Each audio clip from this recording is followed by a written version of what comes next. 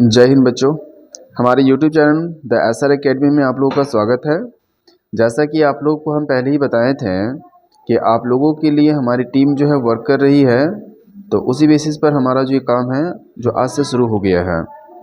आप लोगों के लिए आज से जो हम लोग सेट ला रहे हैं, हम लोग SST का सेट से स्टार्ट कर रहे हैं और SST का जो है वो 5 सेट दिया जाएगा, जिसे सेट 1 से लेकर सेट 5 तक का नाम दिया गया है और ये आप लोग के लिए बम्पर ऑफर की तरह आप इसे समझ सकते हो। सेट 1 में हम लोग देखेंगे कुल मिलाकर जो है वो 50 क्वेश्चन और हर सेट से जो है वो 50-50 क्वेश्चन करके देखेंगे, तो एसएसटी का कुल मिलाकर जो ऑब्जेक्टिव हम लोग क्लियर करेंगे वो हो जाएगा आपका टोटल 250 क्वेश्चन और यही 250 क्वेश्चन जो आपके एग्ज़ाम में आने वाला है। तो थोड़ा सा ध्यान रखिएगा इस बारे में और हम लोग सारे क्वेश्चन को एक एक करके डिस्कस करेंगे। देखिए एसएसटी का जो है 5 सेट लेकर आएंगे और हर एक सेट में 50 क्वेश्चन रहेगा 2024 के एग्ज़ाम के लिए और ये कुल मिलाकर जो है हम लोग 250 क्वेश्चन का डिस्कशन करेंगे। चलिए देखते हैं अधिक समय ना लेते हुए और आज से इसका सेटअप हम स्टार्ट कर दें। आज जो हम लोग पढ़ने वाले हैं उसे हम लोग सेट 1 का नाम दिए हैं, जिसमें कुल मिलाकर 50 क्वेश्चन है। ये सेट 1 हो गया।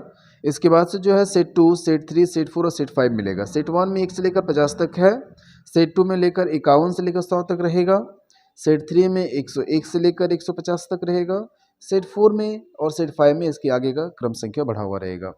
इससे क्या होगा कि आप लोग का कंप्लीट जो है तैयारी हो जाएगा। इसमें जितना भी सवाल है इससे पहले करवाए गए सवालों में से डिस्कशन बेसिस पर है। इससे पहले भी बहुत सारा सवाल कराया गया है और अभी भी करवाया जा रहा है, तो सारा मिलाते हुए चलिएगा। अगर किसी को स्क्रीनशॉट लेना है तो स्क्रीनशॉट ले सकते हैं और किसी को लिखना है तो लिख सकते हैं। चलिए देखते हैं। और ये सारा सवाल जो बहुत ज़्यादा इम्पोर्टेंट है। पहला सवाल लिखा है कि आर्थिक महामंदी की शुरुआत कब हुई थी। देखिए आर्थिक महामंदी की जो शुरुआत है वो हुआ था 1929 में, यानी कि 1929 में हुआ था।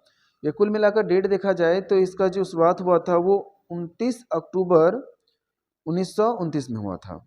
ध्यान रह जाएगा। चलिए तो पहला का आंसर हो जाएगा बी। दूसरा लिखा हुआ है कि महात्मा गांधी कितने सदस्यों के साथ दांडी यात्रा आरंभ की थी।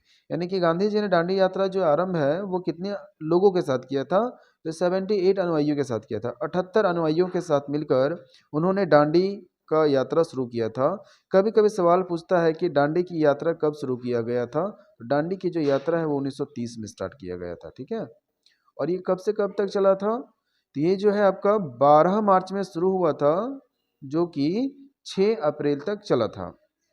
कभी कभी ये सवाल पूछा जाता है कि महात्मा गांधी ने जो दांडी यात्रा शुरू किया था वो कहाँ से कहाँ तक किया था, तो साबरमती आश्रम से लेकर दांडी नामक स्थान तक की यात्रा किया था। कभी कभी ये पूछ देता है कि कितना किलोमीटर तक का था, यानी कितना दूर था, तो 241 मील की दूरी पर था। ठीक है, तो महात्मा गांधी ने कितने सदस्यों के साथ किया था, 78 अनुयायियों के साथ किया था। 1930 में ये हुआ था।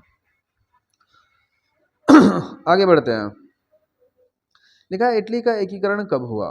तो देखिए इटली का एकीकरण जो है 1815 में वियना में जो संधि शुरू हुई थी उस समय हुआ था। जो सॉरी एकीकरण जो है कि वियना संधि के बाद हुआ था, यानी 1871 में इसकी शुरू हुई थी। 1871 हो जाएगा, 71 हो जाएगा, वियना संधि के बाद हुआ था। ठीक है, तो ये 3 सवालों में किसी को दिक्कत नहीं होना चाहिए। चौथा सवाल पर आते हैं। सरकार कौन सी घोषणा फसलों की सहायता के लिए देन करती है। देखिए 4 ऑप्शन दिया हुआ है। अधिकतम सहायता मूल्य है, मध्य सहायता मूल्य है, न्यूनतम सहायता मूल्य और प्रभावी सहायता मूल्य है। तो इसका जो आंसर हो जाएगा आपका ऑप्शन नंबर सी, न्यूनतम सहायता मूल्य। ठीक है, क्वेश्चन नंबर 5 में आते हैं। झारखंड में स्थित कोडरमा किस खनिज का अग्रणी उत्पादन। झारखंड में जो हमारा कोडरमा है वहां पर किस चीज का, खनिज का ज्यादा से ज्यादा उत्पादन होता है, तो आपको मालूम होगा इससे पहले भी कराया गया था अभ्रक का। तो ये कुल मिलाकर जो है 5 सवाल कंप्लीट हो गया। देखिए आपको हम फिर से बता देना चाहते हैं कि हम लोग जो देख रहे हैं वो सारा इंपॉर्टेंट क्वेश्चन में देख रहे हैं। आपका यही एग्जाम में आएगा, सेम ऐसा ही आएगा, तो देखिएगा जरूर। क्वेश्चन नंबर 6 पे आते हैं। 5 सवाल खत्म हो गया और जैसे कि अभी बताएंगे सेट 1 है, इसके बाद हम लोग सेट 2 देखेंगे, सेट 3 देखेंगे, कुल मिलाकर 250 क्वेश्चन कराया जाएगा। वो सारा आप लोग के लिए काफ़ी ज़्यादा इंपॉर्टेंट रहने वाला है। ठीक है, चलिए आगे देखते हैं।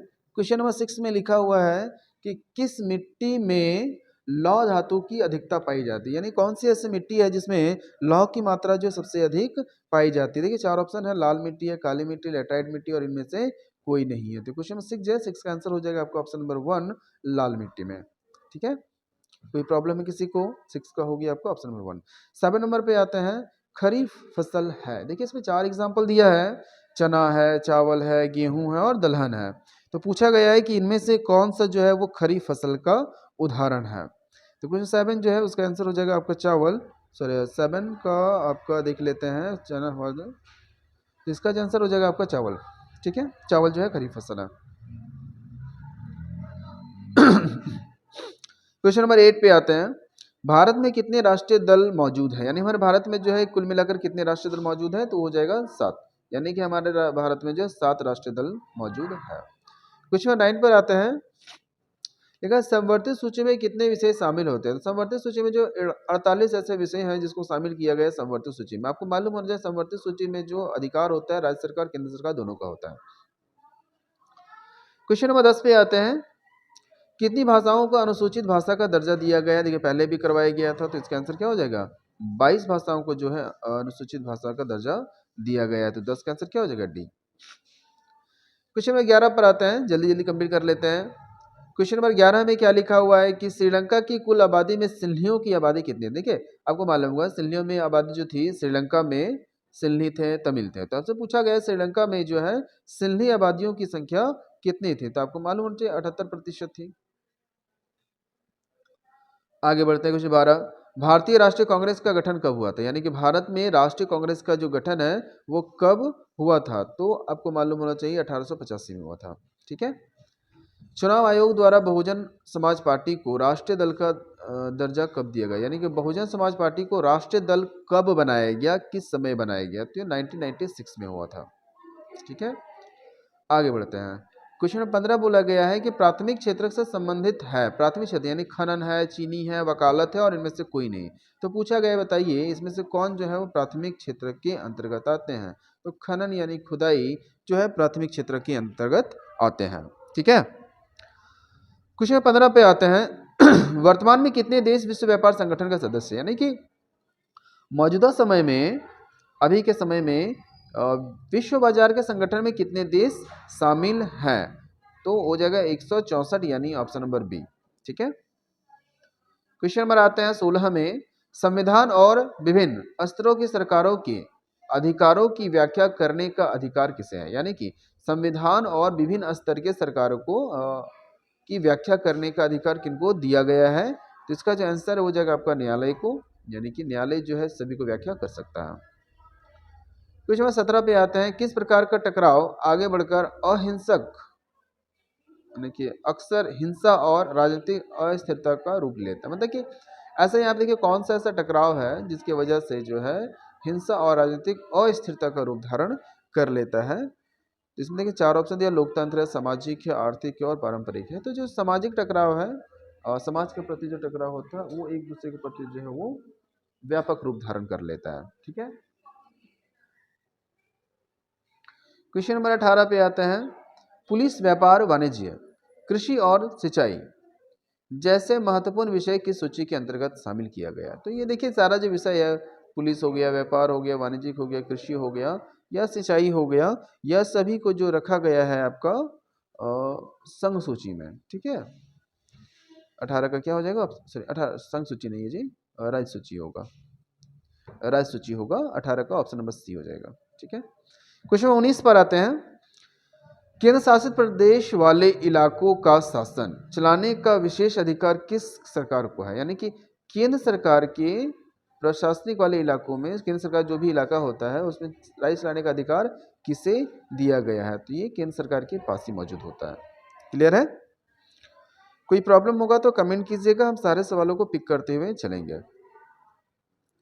जब केंद्र और राज्य सरकार से शक्तियां लेकर स्थानीय सरकार को दे दी जाती है, जब केंद्र सरकार और राज्य सरकार से शक्तियां लेकर बंटवारा किया जाता है और स्थानीय सरकार को दे दिया जाता है, तो इसे क्या कहा जाता है। ठीक है, तो इसे सत्ता का विकेंद्रीकरण कहा जाता है। ठीक है, तो यानी कि राज्य सरकार से शक्ति, डेफिनेशन नहीं है, सत्ता का विकेंद्रीकरण किसे कहते हैं, जब केंद्र और राज्य सरकार की शक्तियों को लेकर स्थानीय सरकार को दे दी जाती है तो उसे सत्ता का विकेंद्रीकरण कहा जाता है। क्वेश्चन में 21 पर आते हैं। देखिए 21 में क्या लिखा हुआ है, आर्थिक विकास के संबंधित सम्मिलित लक्षण है अंतर्गत। आर्थिक विकास के अंतर्गत क्या क्या शामिल है? तो नियमित रोजगार है, स्वतंत्रता और बेहतर मजदूरी, ये सभी का सभी जो है आपका आर्थिक विकास के अंतर्गत शामिल होती है। ठीक है, आशा है सारा क्वेश्चन जो है समझ में आ रहा होगा। क्वेश्चन नंबर 22 पर आते हैं। भारत के किस राज्य में गरीबी का प्रतिशत सबसे अधिक है? यानी कि भारत के कौन से राज्य में जो है सबसे ज्यादा गरीबों की संख्या पाई जाती है? तो ये हो जाएगा आपका ऑप्शन नंबर सी, छत्तीसगढ़। कभी के सवाल पूछता है छत्तीसगढ़ में कितना प्रतिशत पाया जाता है? तो 37%। ठीक है, 37% जो है गरीबी पाई जाती है छत्तीसगढ़ में, और ये सबसे ज्यादा है। क्वेश्चन नंबर 23 पे आते हैं। 23 में देखिए लिखा हुआ है, भारत में प्रचंड बेरोजगारी सामान्यतः किस क्षेत्र में देखने को मिलती है? तो प्रचंड बेरोजगारी जो होती है कृषि से जुड़ी होती है, इसलिए कृषि क्षेत्र के अंतर्गत आती है। ठीक है, आशा है सर समझ में आ रहा होगा। 24 पे आते हैं। 24 लिखा है, भारत किस वर्ग में देश में आता है? यानी कि भारत किस वर्ग में देश में आता है? यानी कि भारत जो है इनमें से किस वर्ग के समूह में आती है? कम जनसंख्या में आता है, गरीबी में आता है, विकास में आता है, या निम्न आय में आती है? तो अब से ये जो मेरे हिसाब से इसका कम गरीबी तो है नहीं, गरीब देश भी है लेकिन उतनी भी गरीबी नहीं, विकास है। तो मेरे हिसाब से जो है निम्न आय में है, कम आय दिया जाता है व्यक्तियों को, तो ये आंसर होगा। क्वेश्चन नंबर 25 पर आते हैं। कौन अर्थव्यवस्था की विशालता को प्रदर्शित करता है? यानी कि अर्थव्यवस्था के विशाल को कौन प्रदर्शित करता है? ठीक है, विशाल मानी सबसे बड़े वर्ग, तो सकल घरेलू उत्पाद होता है इसका आंसर। क्वेश्चन नंबर आते हैं 26 में, कृषि क्षेत्र में किस प्रकार की बेरोजगारी पाई जाती है? ठीक है, कृषि क्षेत्र में कौन सी बेरोजगारी? कृषि क्षेत्र में देखिए प्रचंड बेरोजगारी पाई जाती है। आप देखते हैं यहाँ पे कौन कौन सा ऑप्शन दिया हुआ है। स्वैच्छिक बेरोजगारी नहीं होगा, अल्प बेरोजगारी, कम बेरोजगारी हाँ होता तो है, संचय बेरोजगारी है, चक्रीय बेरोजगारी। तो मेरे अनुरूप जो है इसमें बी और सी दोनों आंसर होना चाहिए, लेकिन इसका आंसर जो है डी होना चाहिए, चक्रीय बेरोजगारी, क्योंकि वहाँ जो है बेरोजगारी जो चक्कर लगाता रहता है। ठीक है, अल्प माने होता है कम बेरोजगारी, हाँ कम बेरोजगारी तो होता है, लेकिन ये चक्रीय बेरोजगारी ज्यादा सटीक आंसर होगा इस ऑप्शन को लेकर। तो 26 का जो आंसर है वो आपको हो जाए ऑप्शन नंबर डी। 27 नंबर पे आता है, यह कथन किसका है, जो फ्रांस सीखता है तो बाकी यूरोप को सर्दी जुकाम हो जाता है? Duke Metternich. ठीक है, मैटरनिक का था, इससे पहले भी कराए थे 27 नंबर में। 28 नंबर का देखते हैं, वियना संधि कब हुई थी? देखिए अभी क्वेश्चन नंबर 1 जो बताया था उसने बताया था वियना संधि के बाद ही जो है इटली का एकीकरण संभव हुआ था 1871 में। तो वियना संधि जो सम्मेलन हुआ वो 1815 में हुआ था। ठीक है, इससे पहले भी हम आपको बताए थे इस बारे में। क्वेश्चन नंबर 29 पे आते हैं, भारतीय राष्ट्रीय कांग्रेस की स्थापना किस वर्ष हुई थी? तो भारतीय राष्ट्रीय कांग्रेस की जो स्थापना है वो 1885 में हुआ था, 1885 में हुआ था, 1885 में, यानी ऑप्शन नंबर डी। पूरा पूछा जाता है तो आंसर होगा 28 दिसंबर। ठीक है, 28 दिसंबर 1885 में हुआ था। क्वेश्चन नंबर आते हैं 30 पे, राष्ट्रवाद की पहली स्पष्ट अभिव्यक्ति 1869 79 नहीं है, 7089 है। ठीक है, फिर से क्वेश्चन पढ़ देते हैं। राष्ट्रवाद की पहली स्पष्ट अभिव्यक्ति जो है 1789 में डैश के साथ हुई थी, यानी कि 1789 में जो है कौन से देश के साथ जो है वो स्पष्ट अभिव्यक्ति की बात चली थी? तो वो फ्रांसीसी क्रांति के समय हुआ था। ठीक है, क्वेश्चन 31 पे आते हैं, असहयोग खिलाफत आंदोलन कब शुरू हुआ था? असहयोग खिलाफत आंदोलन जो है आपका 1921, 1923, 1944 ऑप्शन में है, 1921 में हुआ था। 31 का हो जाएगा ऑप्शन नंबर ए। 32 नंबर पे आते हैं, निम्नलिखित में से कौन से दो दूरस्थ स्थिर समान पूर्वी पश्चिमी गलियारों को आपस में जोड़ती है? ठीक है ना, तो क्या रहा है कि कौन जो है पश्चिमी गलियारे को आपस में जोड़ती है? पूर्वी और पश्चिमी गलियारे को आपस में जोड़ती है। देखिए मुंबई नागपुर है, सिलचर पोरबंदर है, बाकी दो ऑप्शन में दिया हुआ है, हम इसका आंसर बता देते हैं। जोड़ती मुंबई नागपुर नहीं होगा, सिलचर पोरबंदर, ये ऑप्शन नंबर बी हो जाएगा। ठीक है, क्वेश्चन नंबर आते हैं 33 पे, कौन सा उद्योग दूरभाष कंप्यूटर आदि संयंत्र निर्मित करती है? तो इसका आंसर हो जाएगा आपका स्टील कंपनी। ठीक है, 33 का हो जाएगा सी। 34 पर आते हैं, डैश एक फलीदार फसल है। तो डैश यानी कि इसमें कौन सा होगा जो फलीदार फसल होगा? दालें हैं, मोटे अनाज है, ज्वार है और तिल है। तो इसका जो आंसर हो जाएगा आपका option number A, dal. Bahujan Samaj party के संस्थापक कौन थे? देखिए 35 नंबर का जो आंसर है वो हो जाएगा आपका कांसीराम। बहुजन समाज पार्टी के स्थापना यही इन्होंने किया था।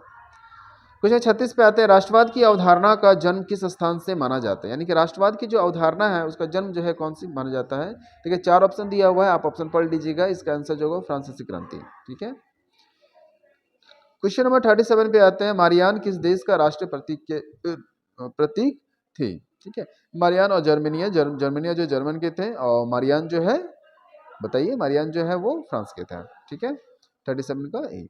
38 पर आते हैं, कौन सी जाति भारत में काले हिरण की रक्षा के लिए प्रसिद्ध है? यानी कि जो भारत में काले हिरण की सुरक्षा के लिए कौन सी जाति ने अपना सारी चीजें, अपनी सारी उम्र जो है वो लगा दिया था? तो विश्नोई समुदाय। ठीक है, आपको मालूम होना चाहिए काले हिरण का शिकार जो हमारे जो सेलिब्रिटी हैं उन्होंने भी किया था। तो विश्नोई समुदाय के जो लोग हैं उन्होंने उन पर जो है केस डाल दिया था। मैं कोई पॉलिटिशियन का काम नहीं कर रहा हूँ, मैं किसी पॉलिटिक्स के बारे में बात नहीं कर रहा हूँ, बस ये जानकारी के लिए है। काले हिरण की जो रक्षा के लिए भारत की जो जनजाति है वो विश्नोई जनजाति जो है उनकी रक्षा करती है। 39 पर आते हैं, राष्ट्रीय जनतांत्रिक गठबंधन जिसे एनडीए के नाम से जाना जाता है का नेतृत्व कौन करता है? ठीक है, तो ये जो है भारतीय जनता पार्टी करती है। क्वेश्चन 40 पे आते हैं, भारतीय जनसंघ की स्थापना डैश ने 1951 में की थी। तो कह रहा है कि भारतीय जनसंघ की जो स्थापना है वो किसने किया था? तो इसका जो आंसर हो जाएगा आपका option number B, Shyama Prasad Mukherjee. ठीक है, आशा है सारी क्वेश्चन समझ में आ रहा होगा। लास्ट का 10 क्वेश्चन और भी देख लेते हैं, और आपको हम बता देना चाहते हैं कि ऐसा ही सवाल आपके एग्जाम में रहेगा। ये पार्ट 1 अभी हम लोग देख रहे हैं, अगला जो वीडियो डालेंगे उसमें पार्ट 2 का होगा, जो कि 51 से क्वेश्चन रहने वाला है। 41 पे आते हैं, सरकार द्वारा अवरोधों और प्रतिरोधों को हटाने की प्रक्रिया को क्या कहा जाता है?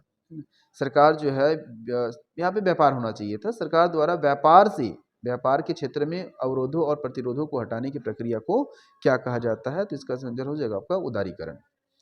आगे बढ़ते हैं, ये क्वेश्चन बहुत इंपॉर्टेंट है। रक्त और लौह की नीति का अवलंबन किसने किया था? यानी कि लौह नीति जो है किसने चालू किया था, किसने शुरू किया था? तो ये बिस्मार्क हो जाएगा। पूछा भी गया था ये सवाल बहुत बार। ये भी सवाल है, धन निष्कासन का सिद्धांत का प्रतिपादन किसने किया था? धन निष्कासन का सिद्धांत किसने दिया था? ठीक है, तो 43 का जो है इसका आंसर हो जाएगा दादा भाई नौरोजी। ये भी सवाल पूछा गया सवाल है। 44 पे है, 1804 की नागरिक संहिता को आमतौर पर किस नाम से जाना जाता है? देखिए इसमें ऑप्शन दिया हुआ नहीं है। इसे नागरिक संहिता भी कहा जाता है और नेपोलियन संहिता भी कहा जाता है। तो इसका आंसर आप लिख लीजिएगा नेपोलियन संहिता। क्या लिखेंगे? नेपोलियन संहिता। क्वेश्चन 45 पे आते हैं, अर्नेस्ट रेनर कौन थे? तो जो अर्नेस्ट रेनर थे वो एक फ्रांसीसी दार्शनिक थे जो फ्रांस से आए थे। 46 पर आते हैं, यंग इटली और यंग यूरोप नामक दो भूमिगत संगठनों की स्थापना किसने किया था? यानी यंग इटली और यंग यूरोप नामक संगठन की स्थापना किसने किया था? तो इसका जो आंसर हो जाएगा मैथ्ज़नी यानी जियोसेपी मैथ्ज़नी। ठीक है, 47 पे आते हैं, कुस्तुनतुनिया की संधि कब हुई थी? 4 ऑप्शन देखिए, लिखा हुआ 1829 है, 1830, 1831, 1832 है। तो इसका जो आंसर हो जाएगा आपका 1832, 1832 में। 48 पर आते हैं, जलियांवाला बाग हत्याकांड के उपरांत किस समिति का गठन हुआ था? देखिए बहुत सारे सवाल है, जलियांवाला बाग हत्याकांड कब होता है, कब हुआ था, ये सारा सवाल जो पूछा जाता है। तो पूछा गया है कि इस समिति, कौन सी समिति का गठन हुआ जलियांवाला बाग हत्याकांड के बाद जो है, कौन सी समिति का गठन हुआ? तो इसका आंसर जो है हंटक समिति जो है बनाया गया था। ठीक है, 48 का क्या हो जाएगा? Option number B. आगे बढ़ते हैं, विश्व का सबसे बड़ा शेयर बाजार कौन सा है? देखिए हमारे भारत में अगर देखा जाए तो हमारे भारत में बहुत सारे शेयर बाजार होता है। तो पूछा गया शेयर बाजार देश कौन सा है? तो इसका आंसर जो है वो आपका विश्व का सबसे शेयर बाजार जो है भारत, अमेरिका, रूस। तो विश्व का सबसे जो बड़ा जो शेयर बाजार होता है वो अमेरिका का है, और अमेरिका का न्यूयॉर्क स्टॉक एक्सचेंज बाजार होता है। NYSE जो है इनका नाम है, जो सबसे शेयर बाजार वहाँ पे मौजूद होता है। आगे बढ़ते हैं, लिखा आलू अकाल किस देश में हुआ था? तो ये हम आप लोग के लिए होमवर्क छोड़ते हैं, आप लोग भी थोड़ा देखिएगा इसका, अगर आप लोग बता देते हो तो ठीक, और नहीं तो ये हम अगले वीडियो में डिस्कस कर लेंगे जब इसका 51 से चलेगी। आप लोग के लिए होमवर्क देते हैं ताकि पता तो चले कि कौन सा बच्चा जो है कंटिन्यू बना हुआ है। चलिए, तो ये हम लोग जो देखे टोटल मिलाकर जो है 20 क्वेश्चन 50 क्वेश्चन देखे हैं और ये पार्ट 1 आपका खत्म हुआ। अगला जो वीडियो हम लोग लाएंगे वो पार्ट 2 का। देखिए आप लोग का एग्जाम का शेड्यूल दे दिया गया है, तो हम लोग का प्रयास रहता है कि सारे सब्जेक्ट में तैयारी करवा दें। आज पहला दिन है, कल का जो वीडियो आएगा वो 51 से लेकर आपका 100 तक का रहेगा। उसके बाद का जो वीडियो आएगा इस तरह से करते हुए 5 दिनों में आपका एसएसटी का पूरी तैयारी कर देंगे। उसके बाद फिर साइंस का पूरी तैयारी करवा देंगे, फिर मैथ्स का करा देंगे और अप्रॉक्स देना है हिंदी और इंग्लिश का भी करवा देंगे। ऑब्जेक्टिव का टोटल तैयारी हो जाएगा। अगर बच्चे लोगों का कमेंट आता है कि सर सब्जेक्टिव भी कराइए, तो सब्जेक्टिव के बारे में भी करवाया जाएगा। अब वीडियो के रिस्पांस पर आता है कि किस तरह के, अगर कोई किसी को अगर वीडियो पसंद आती है तो लाइक ज़रूर कीजिएगा, और अगर बहुत ज़्यादा अच्छा लगता है और मेरा समझाया हुआ सारी चीज़ समझ में अगर आता है और अच्छा से तैयारी करना चाहते हैं, तो चैनल को सब्सक्राइब ज़रूर कीजिएगा। अगर कोई नए बच्चे हैं तो भी सब्सक्राइब कर दीजिएगा, जो पहले से सब्सक्राइब किए हुए हैं वो लाइक और कमेंट ज़रूर कर दीजिएगा। हम लोग फिर नेक्स्ट वीडियो में मिलते हैं। नेक्स्ट वीडियो जो है 51 से स्टार्ट करेंगे, जो पार्ट 2 का होगा एसएसटी। अप्रोक्स 5 दिनों में हम लोग इसका टोटल कंप्लीट सोल्यूशन जो है कंप्लीट कर लेंगे। देखिए आप लोग का जो सवाल हम निकाल रहे हैं वो प्रीवियस ईयर का भी सवाल है और साथ ही साथ क्वेश्चन बैंक जो आया हुआ है उससे भी निकाला गया सवाल है। तो ये सारा सवाल जो बहुत ज़्यादा इंपॉर्टेंट है, तो ज़रूर कंप्लीट कर लीजिएगा। फिर आप लोग से मिलते हैं नेक्स्ट वीडियो में। हमें आशा है कि आपको ये वीडियो ज़रूर पसंद आया होगा। चलिए ठीक है, बाय, सी यू।